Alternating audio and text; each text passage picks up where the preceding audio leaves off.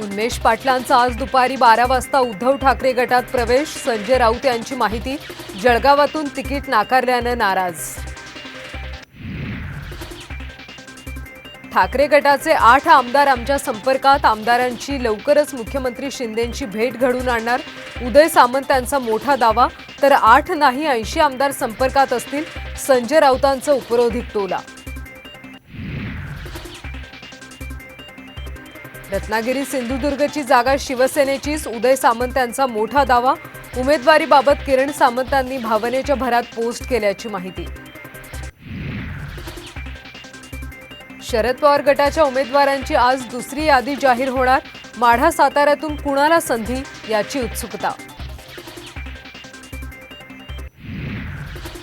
शेकडो समर्थकांसह शिंदे गटाचे खासदार हेमंत पाटलांचं वर्षा बंगल्यावर शक्ती प्रदर्शन। हिंगोलीवर भाजपनेही दावा केल्याने वाढली धाकधूक।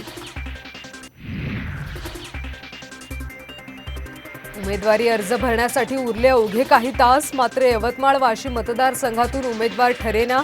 गवळी की राठोड महायुतीत पेच कायम।